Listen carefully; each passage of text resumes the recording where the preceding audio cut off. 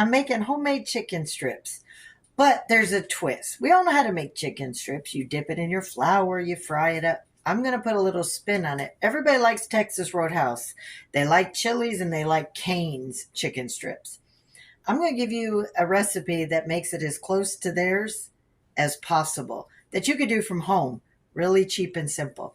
So all you need is chicken to start with. And I got chicken thighs and I'm going to cut them into strips. So I'm going to show you what that looks like when I'm done. All right, I've taken my dark meat and I've cut them into strips. I've cleaned off most of the fat and the gristle out of them.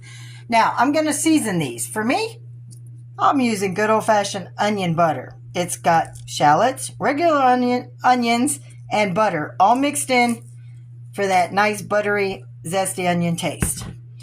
I'm also going to put in some honey garlic because sweet barbecue taste, And of course, meat tenderizer. It has all your seasonings, your salt, your pepper, everything you could need. It's all in here. And it's a tenderizer. Everybody knows, tenderize your meat.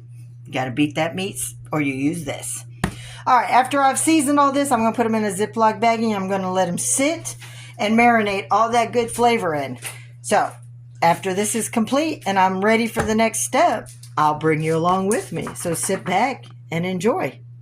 All right, I got it all mixed up in the bag. And for that extra boost of flavor, I always add some classic Catalina. If you've never had Catalina dressing on your chicken as it's cooking, please give it a try. I'm telling you, it adds a whole dimension, especially if you're just going to add some cheese. Coat it in Catalina dressing, grill it up, add your cheese to it. It pops. So now this is going to marinate in my icebox, get all those flavors all good and combined before I'm ready to make chicken strips for you tonight. So as you know, my chicken's been marinating. I've got 2 bowls of flour. I've already mixed my seasoning that I used on my chicken, but I went mostly just honey garlic. That's all I'm going to use in my flour because I've already seasoned my chicken well. You're going to ask me why I have 2 containers. Well, I'm going to tell you, here's the twist that's going to make it taste like Texas Roadhouse, Cane's chicken strips, and Chili's. All right. Come on, my cameraman. Ginger ale. All right, after you've mixed up your dough, your flour, I'm sorry, you're going to pour about half a jar or half a bottle, and you're going to mix this up till you get a paste. You're going to add it as you need it more.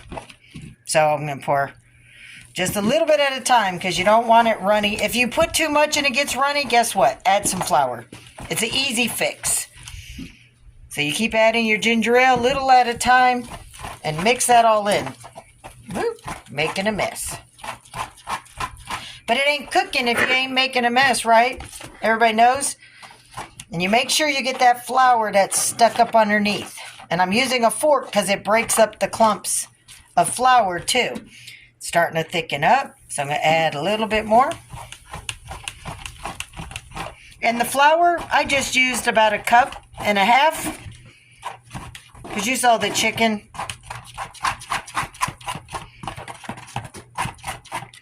So it's going to take the whole bottle. And like I said, I knew it would, but you just do a little bit at a time. If you need more, you get more. But as you see, I'm just going to break up the clumps. Come on, ladies, use that hand power. Whip it. And whip it good. You want to get it nice and smooth. None of that cakey flour left. Look at that. All right. This is your wet and your dry mix for your chicken tenders. Hidden ingredient, ginger ale of your choice. I had Canada Dry on hand. I would use my preferable brand is Vernors Ginger Ale, real ginger ale. So, all right, guys. Now I'm just going to dip it in my flour. Then I'm going to put in my wet mix. And then I'm going back into my dry mix. And then I'm going to put it into the oil. All right, next step is I put a tablespoon of butter. And I got my olive oil.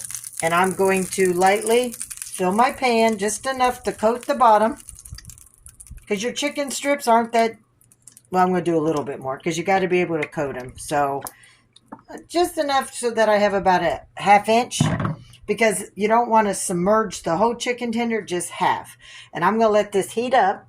So I'm going to put my lid on it while it's heating up and finishing melt that butter. And when that's done, I'll be back. All right. I've got my pan nice and hot. I'm going to take it off for just a minute. Let it cool down. I turn my burner down to medium. Once I have the chicken in and it calms down. All right, guys. So like I said, coat your chicken, whether it's a nugget or a chicken finger, in your flour. Dredge it into your wet batter. Back into the flour. Straight into the pot. And you're going to continue to do this for all your chicken. Just dredge it, get it completely up in there. Don't be afraid to give it a bath. Then you go back. So dry to wet to dry batter again into your burner. Now that it's settled down, I'm going to turn that back up to high. It gets awful high fast when it doesn't have anything in the pan. So once you start getting your chicken in the pan, you're going to go ahead, get slippery, and do this. When I have it all done, I'll come back and show you what it looks like when I have it all in the pan.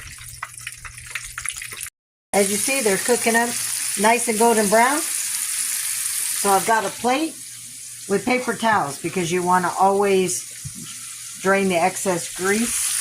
Even though olive oil is a healthier version than normal vegetable grease or canola oil or anything, sunflower oil, whatever grease you use. Anyways, this is how they should be looking, golden brown on both sides. Because it's boneless chicken thighs, it'll cook faster than with the skin on. So, this is how it should be looking. There you guys go. Homemade chicken tenders, but made with a ginger ale flour wet mix. Simple, easy recipe, guys. Just a different flair. You could use Sprite or ginger ale if you wanted, or 7-Up. It's your choice. Anyways, for this recipe and more, hope to see you at Lori's World. Have a blessed day.